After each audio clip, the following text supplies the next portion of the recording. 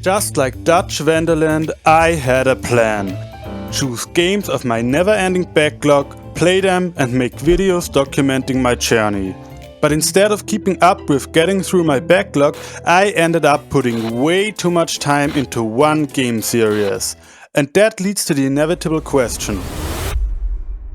How the hell did I waste over 220 hours on 4 rather short games, especially as someone who usually doesn't even replay games?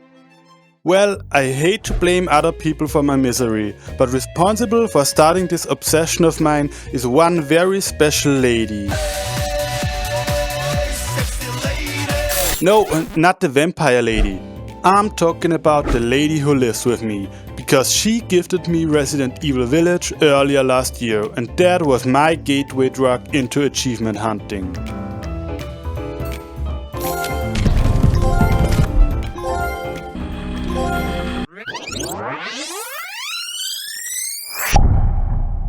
I have played Resident Evil 7 before, and that shit almost gave me a heart attack because it was so scary. So I'm really happy that Resident Evil Village is just some goofy monster stuff and isn't scary at all, right?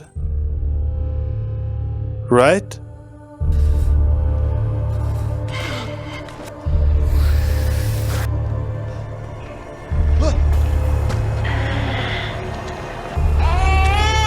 Okay, I've got one question. Why am I doing this to myself?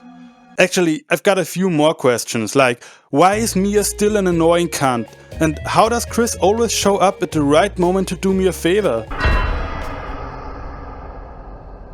I mean, this is better than marriage counseling, isn't it? Anyway, the game starts quite strong in the village, but the best part in my opinion is the castle, because this feels like Resident Evil to me.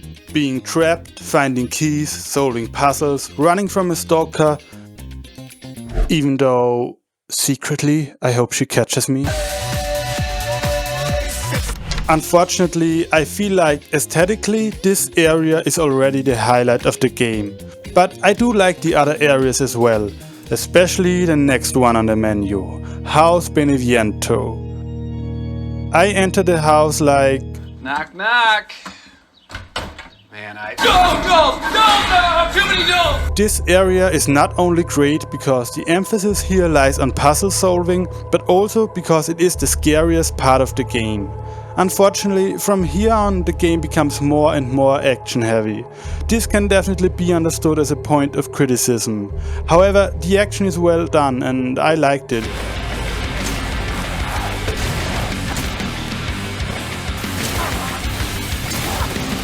I know the opinions on Resident Evil Village are divided. Some people like it, some not so much, but I loved it. Is it a weird sequence of events involving different horror creatures like vampires and werewolves? Yes. Is it kind of silly? Absolutely. But is it fun? Oh yeah, and there are 2 reasons for that. Not enough? Okay, I've got 3 more slightly younger and cuter reasons.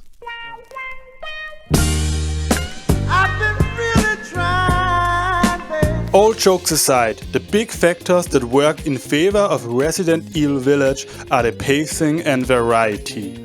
I know it has been said way too many times before, but I'm gonna say it anyway. The Batman Arkham games make you feel like you're oh, wrong script. I meant to say Resident Evil Village is like a big horror amusement park. And just like in Disneyland, there are some great parts and some weaker parts.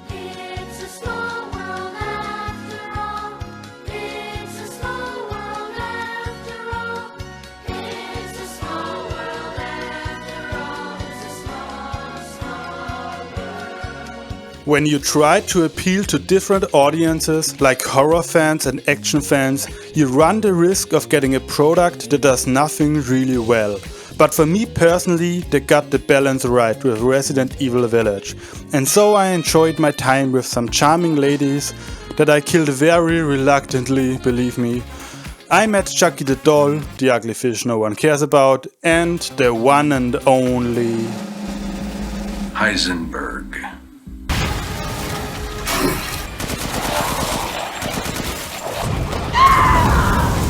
And then I'm done with the game, right? Wrong. Usually I don't care about arbitrary points for my gamer ego. So when a game asks me to do a challenge like play the whole game with only a knife, I'm like, no thanks, bro. But the unique feeling I get from a Resident Evil game is that I'm scared and overwhelmed in the beginning, but in the end I feel like I can overcome any odds. That's what I like about the protagonists of these games, because I can feel their anxiety, but I can also find the strength to keep going that they have within myself. I mean, Ethan just continues even after he gets Luke Skywalker. Oh no!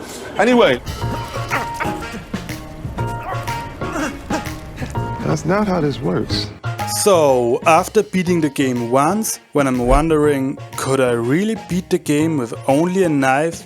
There is a little Bob the Builder in my head who tells me, yes, we can! And so I go ahead and say, I'm going to do it with a knife.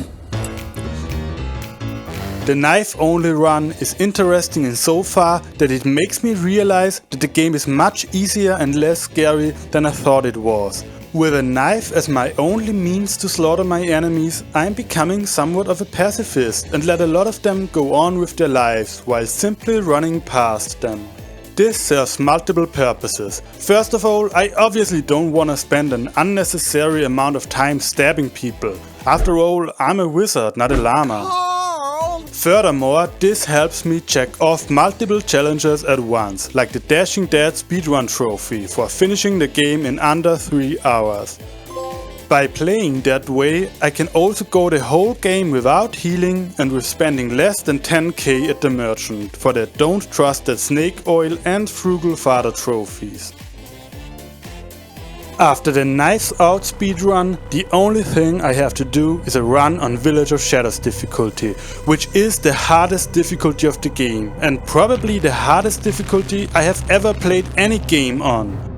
Luckily for me, I already unlocked the Stake, which is an insanely powerful magnum with infinite ammo, and makes this run on the hardest difficulty easier than my first run on normal difficulty. Apart from one boss fight I really don't want to talk about. We don't talk about Heisenberg.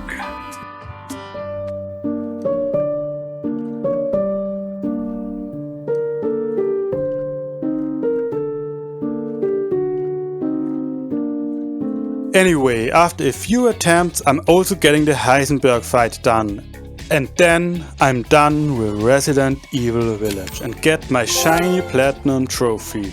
And it's an incredible feeling. It feels like an achievement, even though I was just sitting on my ass playing a video game for a few too many hours. But that's the power of Resident Evil games. In the beginning they make it seem like you're completely outmatched and have almost no chance of survival. But then you somehow make it. And then you make it again and again and again with certain restraints that seemed impossible at first. And that makes you feel really badass, like you can overcome anything.